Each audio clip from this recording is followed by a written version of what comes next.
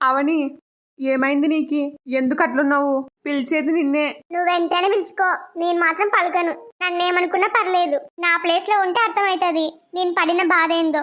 అనాల్సిన మాటలన్నీ అంటారు, తర్వాత ఏం జరిగినట్టు వచ్చి మాట్లాడతారు. ఇంతవరకు ఎప్పుడు లేనిది అవనేంది ఇట్లా చేస్తుంది? నా పైన అలిగినట్టుంది. అయినా నేనేం చేయను? నాకు నిజంగానే ఊరికి రావడం ఇష్టం లేదు. ఇష్టం లేకపోయినా ఇట్లా రావాలి. అవని దాని గురించి బాధపడుతున్నట్టుంది. అవని, ఏమైందో చెప్పు. నువ్వేం పలకకుండా సైలెంట్గా ఉంటే నాకేం అర్థమవుతుంది? మీకేం అర్థమవుతుంది? మీకేం అర్థం కాదు. మనుషులని బాధ పెట్టడం మాత్రం బాగా అర్థమవుతుంది. అసలు ఏమైందో చెప్తావా చెప్పవా? నాతో మాట్లాడవా? నా పైన అలిగినావా? చెప్పవని. సరే, నా వల్ల ఏమన్నా బాధపడి ఉంటే సారీ. ఇప్పటికైనా మాట్లాడు. నీ సారీ ఏం నాకు అవసరం లేదు. నువ్వెంత ట్రై చేసినా రేపటి వరకు అస్సలు మాట్లాడను. నా మనసు ముక్కలయ్యేలా మాట్లాడి తర్వాత సారీ చెప్తే సరిపోతుందే. ఇదొక్క విషయం కాదు, స్వప్న విషయంలో కూడా నన్ను నోటుకొచ్చినట్టు మాట్లాడినాడు. మళ్ళీ అత్తయ్య మామయ్య ఊరు గొమ్మంటే నేను పోను అని కరాఖండిగా చెప్పేసినాడు. ఆయన కంటికి నేను మనిషిలాగా కనబడతలేనా? బండరాయి అనుకుంటున్నాడు ఏమన్నా? ఏం మాట్లాడినా ఎట్లా మాట్లాడినా ఏమనుకోదులే అనుకున్నాడేమో. నువ్వు ఇట్లా సైలెంట్గా ఉంటే నాకేం అర్థం కాదు. ఇంతకీ ఎందుకు కలిగినావు? స్వప్న విషయంలో తిట్టినందుకా, లేదా మీ ఊరికి రాను అన్నందుకా? జవాబు చెప్పు. అవని ప్లీజ్, నువ్వు ఇట్లా ఉండడం నాకు అస్సలు నచ్చలేదు. నువ్వు మాట్లాడితేనే బాగుంటుంది. అమ్మయ్య, నవ్వినావు. నువ్వు మాట్లాడితేనే బాగుంటావు అనేసరికి నాకు తెలియకుండానే నా ముఖంలో నవ్వొచ్చింది. కానీ సీరియస్ గానే ఉండాలి, అస్సలు నవ్వకూడదు. ఇట్లా ఉంటేనే ఇంకోసారి నోటుకొచ్చినట్టు మాట్లాడాడు. మళ్ళీ కోపమా? ఇందాక నవ్వినావు, ఎంత బాగున్నావో తెలుసా? అక్కడ మళ్ళీ నవ్వుతున్నావా? అవని సారీ చెప్పినా కదా. స్వప్న గురించి నువ్వు మాట్లాడినప్పుడు నేనేదో కోపంలో ఉన్నా, అందుకు ఆ కోపం అంతా నీ పైన చూపించినాను. నిన్ను కావాలని ఉద్దేశపూర్వకంగా తిట్టలేను. సరే, తెలిసి అన్నా తెలక అన్నా తప్పు నాదే. I'm sorry Avani. Please please please నాతో మాట్లాడవా? సరే, స్వప్న గురించి మాట్లాడేటప్పుడు ఏదో కోపంలో ఉన్నారు, ఆ కోపం నా పైన చూపించినారు. ఈ విషయం ఏమో క్షమించొచ్చు, కానీ మా ఊరికి ఎందుకు రానన్నాడు? సరే, స్వప్న విషయంలో కాదు, మీ ఊరికి రాను అన్నందుకు నా పైన కోపం వచ్చిందే. వామ్మో, ఈయనకి నా మనసులో అనుకునేటి వల్ల వినబడుతున్నాయా ఏంది? నేనేమనుకుంటే దాని గురించే మాట్లాడుతున్నాడు. ఆయన ఇప్పుడు టాపిక్ అది కాదు. ఇంతకీ మా ఊరికి ఎందుకు రానన్నాడు? మీ ఊరికి రాను అని కావాలని అనలేను. నాకు కొంచెం మొహమాటం అవని.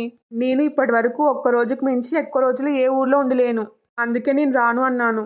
అది కాకుండా నాకు వేరే పని కూడా ఉంది, అర్థం చేసుకోవచ్చు కదా. నువ్వు నన్ను అర్థం చేసుకున్నావా? నిన్ను అర్థం చేసుకున్నాక అత్తయ్య మామయ్య అంతగా చెప్తున్నప్పుడు వినొచ్చు కదా. ఏమన్నా పని ఉంటే కూడా మామయ్య చూసుకుంటా అన్నాడు. అట్లా అంటే కూడా ఒప్పుకునలేడు. ఏదో మామయ్య గట్టిగా చెప్పినందుకు చివర్లో ఒప్పుకున్నాడు, లేకుంటే అసలు మా ఊరికి వచ్చే తోడే కాదు. లాస్ట్కి అందరు చెప్పినట్టే మీ ఊరికి వస్తా అని చెప్పినా కదా. నాకు ఇష్టం లేకపోయినా ఒప్పుకున్నాను. నన్ను క్షమించొచ్చు కదా అవని. మీరు ఎంత చెప్పినా నాకు కోపం తగ్గుతలేదు. నాకు మాట్లాడాలి అనిపించినప్పుడు మాట్లాడతా, అంతవరకు అసలు మాట్లాడను. అవని, ఏం చేస్తున్నావు? అత్తయ్య చెప్పండి. ఒకసారి ఇట్లా రా అమ్మా, పనుంది. సరే అత్తయ్య, వస్తున్నా. ఇంతగా బ్రతిమాలుతుంటే కూడా అవని మాట్లాడతలేదు. ఎందుకో ఏమో అవని మాట్లాడకుంటే బాధ అనిపిస్తుంది. లేకపోతే ఇంతవరకు నేను ఎవరిని ఇంతగా బ్రతిమాలలేదు. మాట్లాడితే మాట్లాడు, లేకపోతే లేదు అనేవాడిని. కానీ అవని విషయంలో అట్లా అనలేకపోతున్నా. ఎందుకో ఏమో నాకే అర్థమైతలేదు. ఇప్పుడు ఏం చేయాలి? ఎట్టయినా సరే అవని నాతో మాట్లాడేలా చేయాలి. చెప్పండి అత్తయ్య, ఏంది పిలిచినారు? ఏం లేదమ్మా, రేపు ఊరు పోతున్నారు కదా, ఇద్దరు బట్టలు సర్దుకున్నారా? సాయంత్రమే సర్దుకున్నా అత్తయ్య.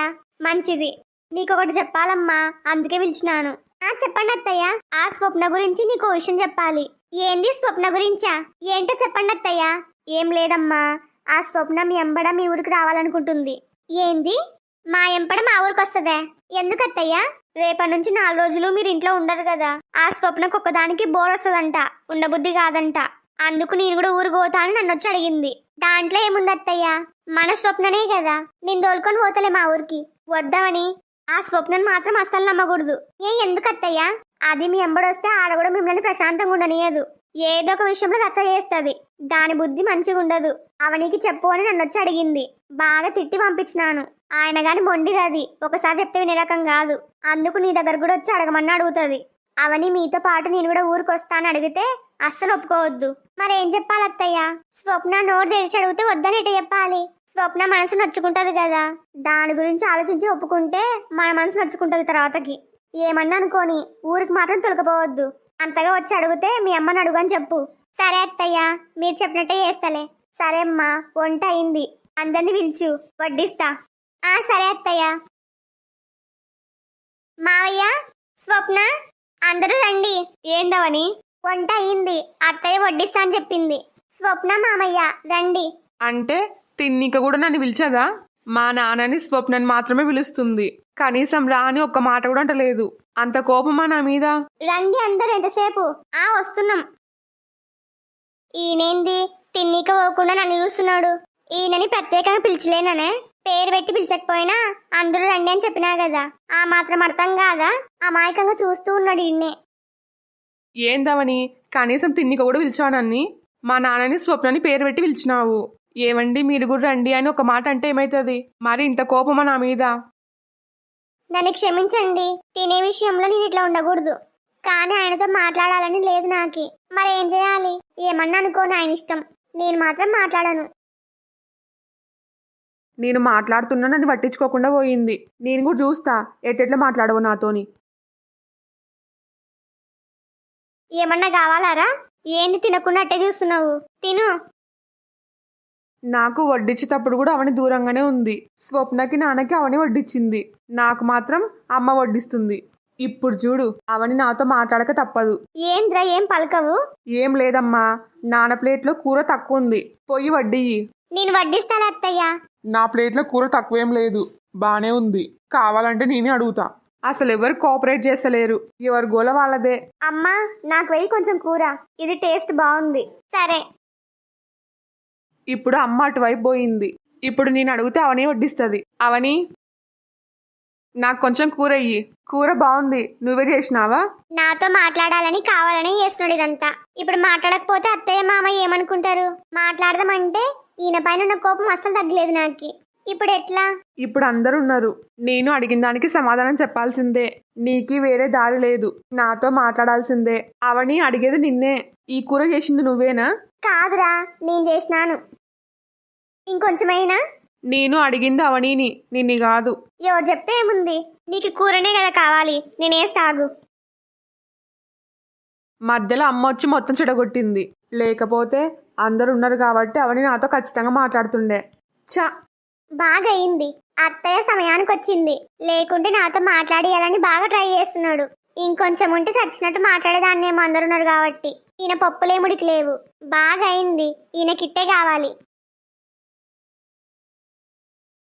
ఏంది స్వప్న, తిన్నాక బయటికి రమ్మని చెప్పినావు? ఎందుకు? నీతో కొంచెం మాట్లాడాలి, అందుకే బయటికి రమ్మని చెప్పినాను. కొంపదీసి అత్తయ్య చెప్పినట్టు ఊరికొస్తాను అడుగుతుందా ఏంది? నాకు తెలిసి అందుకే ఉంటది. లేకపోతే రాత్రిపూట నాతో ఏం పని ఉంటది స్వప్నకి? ఏందో చెప్పు స్వప్న. ఈ రోజు చేసిన వంటలో ఆలూ ఫ్రై బాగుంది. చేసింది నువ్వేనా? అవును, అందుకే అంత టేస్టీగా ఉంది. అదేంది, నీకు నేను చేసిన వంటలు నచ్చవు కదా? అది ఒకప్పుడు, ఇప్పుడు కాదు. ఇప్పుడు నాకి నువ్వు చేసిన వంటలన్నీ బాగా నచ్చుతాయి. మా అమ్మ కంటే నువ్వే బాగా చేస్తావు. వామ్మో, ఇది కళ లేదా నిజమా? ఈ స్వప్న ఏంది నేను చేసిన వంట బాగుంది అనడం ఏంది? అంతేకాకుండా అత్తయ్య కంటే వంట నేనే బాగా చేస్తా అని చెప్తుంది. ఇదేందిరా బాబు, నాకు తెలిసి కావాలని ఇట్లా అంటుందేమో. నన్ను బుట్టలో వేసుకుంటే రేపు నాతో పాటు ఊరికి దొరుకొని పోతానేమో. ఈ స్వప్న ప్లాన్ అంతే ఉంటది, అవసరానికి తగ్గట్టు మారుతుంది. అందితే జుట్టు, అందకపోతే కాళ్ళు. నాకు తెలిసే నేను నిన్ను పొగిడినందుకు షాక్ అవుతున్నావని. నిన్ను బుట్టలో పాడేయాలంటే తప్పదు నాకు. ఎట్టైనా సరే మంచిగా మాట్లాడి రేపు మీతో పాటు ఊరికి రావాలి నేను కూడా. అందుకే ఈ పొగడతలు. లేకపోతే నీతో మాట్లాడాల్సిన అవసరం కూడా నాకు లేదు. అవసరం నాది కాబట్టి తప్పదు, నటించాలి. సరే స్వప్న, నేను చేసిన వంట నీకు నచ్చినందుకు థ్యాంక్స్. ఇది చెప్పడానికి పిలిచినావా? నేను పోనా ఇంకా లోపలికి? పోవని. ఎలాగో రేపటి నుంచి ఒక్కదాన్నే ఉండాలి కదా ఇంట్లో. అదేంది, అత్తయ్య మామయ్య ఉంటారు కదా. వాళ్ళున్నా మీరుండరు కదా. మీరు లేకపోతే నాకు ఒక్కదానికి బోర్ వస్తుంది. అత్తయ్య గారు చెప్పినట్టే చేస్తుంది. ఈ స్వప్నకి మా ఊరికి రావాలని ఉంది, అందుకే ఈ టాపిక్ గురించి మాట్లాడుతుంది.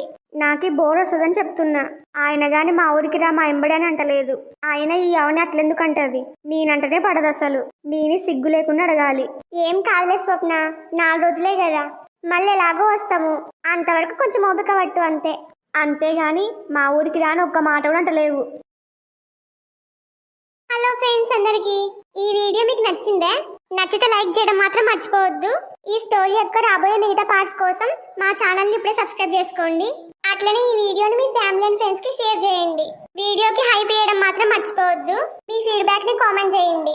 మాకు సపోర్ట్ చేయొచ్చు కదా please. Thanks for watching. By by.